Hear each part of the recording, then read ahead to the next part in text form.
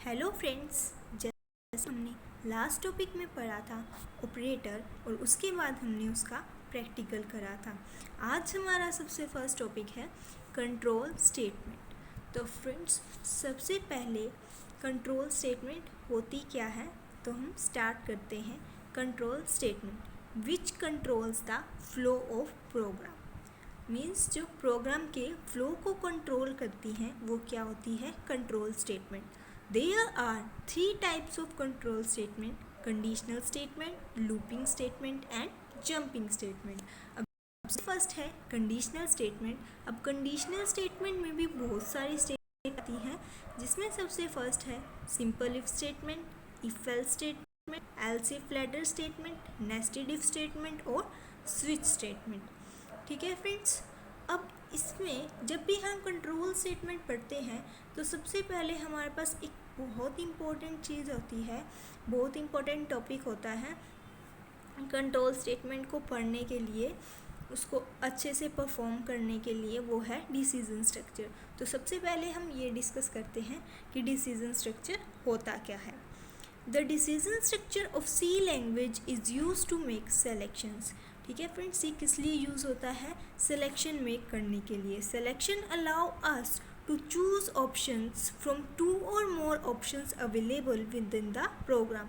Means हमारे पास एक कोई भी कंडीशन होगी, उसको उसमें 2 ऑप्शन होंगे, हम तो ये क्या अलाउ करेगा, सिलेक्शन हमारे को कोई भी एक ऑप्शन चूज़ कर सकते हैं, ये अलाउ करेगा विद इन द प्रोग्राम के अंदर। मीन्स हम 2 ऑप्शंस में से कोई भी एक ऑप्शन चूज़ कर सकते हैं। ठीक है, और ऑप्शंस जो है हमारे पास ज़रूरी नहीं है कि 2 ही होंगे, वो 2 से ज़्यादा भी हो सकते हैं। तो अब सिलेक्शन जो है वो भी 2 टाइप्स के होते हैं। एक होता है 2 way selection and next is multi way selection. तो ये 2 वे और मल्टी वे सिलेक्शन क्या होते हैं, ये देखो। A two-way selection in C language represents a conditional statement that can be evaluated as true or false by the compiler. Means हम condition को चेक करते हैं, या तो वो कंडीशन ट्रू होगी या फिर वो फॉल्स होगी, फिर उसी के हिसाब से हम देखते हैं। कंपाइलर एक्शन लेगा उसी के हिसाब से कि कंडीशन ट्रू है या फॉल्स है। देखो फ्रेंड्स, सबसे पहले वो कंडीशन को चेक करेगा। ठीक है, अगर कंडीशन ट्रू होगी तो वो ट्रू एक्शन लेगा, अगर फॉल्स होगी तो फॉल्स एक्शन लेगा, और फिर उसके बाद एग्जीक्यूट हो जाएगा। ठीक है फ्रेंड्स, बट कई केसेस में ऐसा भी होता है टू वे में कि मतलब कंडीशन ट्रू हो रही है जब तो वो एक्शन ले रहा है, बट फॉल्स में एक्शन नहीं लेता। वो डिपेंड करता है स्टेटमेंट टू स्टेटमेंट। ठीक है फ्रेंड्स, तो ये 2 वे सिलेक्शन था कि कंडीशन ट्रू है तो ट्रू एक्शन आएगा, फॉल्स है तो फॉल्स एक्शन होगा। ठीक है फ्रेंड्स, तो अब देखो, मैंने यहाँ कंडीशनल स्टेटमेंट के बाद 3 स्टेटमेंट में लिखा हुआ है 2 way. The simple statement, the else if statement और नेस्टेड इफ स्टेटमेंट। ये तीनों स्टेटमेंट जो हैं ये क्या होती हैं, 2 वे सिलेक्शन की टाइप्स हैं। और जो बाकी तो बची एल्स इफ लैडर और स्विच स्टेटमेंट, ये दोनों क्या है, मल्टी वे सिलेक्शन। तो मल्टी वे सिलेक्शन हम बाद में पढ़ेंगे। तो सबसे पहले 2 वे सिलेक्शन में, और इनमें सबसे फर्स्ट है हमारे पास द सिंपल इफ स्टेटमेंट। तो आज हम डिस्कस करेंगे द सिंपल इफ स्टेटमेंट, उसके बाद 1 बाय 1 हम आगे की स्टेटमेंट को डिस्कस करेंगे। ठीक है फ्रेंड्स, तो हम सिंपल इफ स्टेटमेंट को देखते हैं। The simple if statement. A simple if statement represents a case where an action is to be taken only when a specified condition is true and no action is to be taken in case of false condition. Means इस statement के अंदर क्या होता है, action तभी होता है, true action तब होता है जब कंडीशन ट्रू होती है, बट हो जाती है तो कोई भी एक्शन परफॉर्म नहीं होता। ठीक है फ्रेंड्स, तो हम इसका सिंटेक्स देखते हैं। इफ़ टेस्ट कंडीशन, इफ़ वो कंडीशन को टेस्ट कर रहा है, उसके बाद तो ये क्या है, उसका सिंटेक्स है। अब इसका मतलब क्या है वो देख लो आप एक बार। ठीक है, कंडीशन को टेस्ट, अगर कंडीशन ट्रू है तो क्या ले रहा है, ट्रू एक्शन ले रहा है, अगर फॉल्स है तो वो कोई भी एक्शन नहीं एग्जीक्यूट कर रहा है।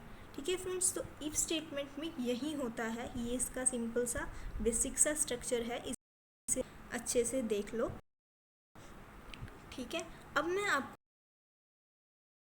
प्रैक्टिकल दिखा जिससे आपको थोड़ा सा आइडिया हो जाए। फिर नेक्स्ट वीडियो में मैं आपको उसका प्रोग्राम को रन दिखाऊंगी, फिर हम आगे की स्टेप में। ठीक है फ्रेंड्स,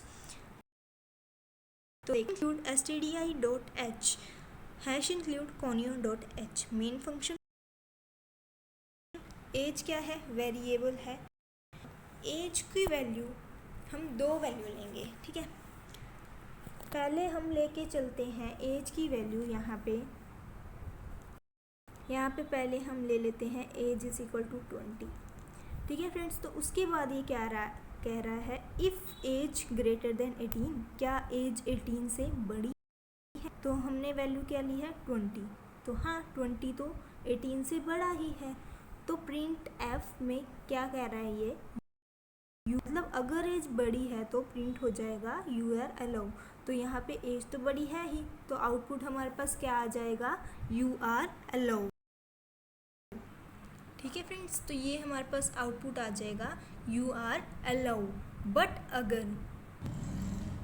अगर हम एज की वैल्यू 20 ना ले, कोई भी छोटी वैल्यू ले ले, मतलब हम कोई भी ले ले जो 18 से छोटी हो, हम यहाँ 12 भी ले सकते, 15 ले लो, 12 ले लो, 10 ले लो, कुछ भी ले लो।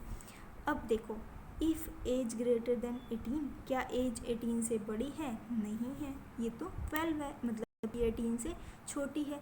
तो क्या होगा, इसने तो क्या कहा था कि अगर बड़ी है तो ये प्रिंट करा दो। अब अगर छोटी है उसका तो कुछ दिया ही नहीं, मतलब फॉल्स की तो कंडीशन है ही नहीं। तो क्या होगा, ये सीधा एग्जीक्यूट हो जाएगा और हमारे को क्या देगा? आउटपुट में ब्लैंक देगा, वो हमारे को कुछ भी और राइट नहीं करके देगा।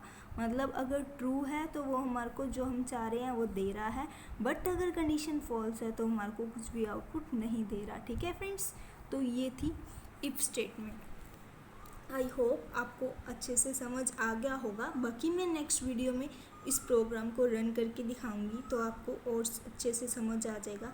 फ्रेंड्स, आगे की सभी स्टेटमेंट पढ़ने के लिए ये ज़रूरी है कि हमारा basic simple if statement clear हो हमें।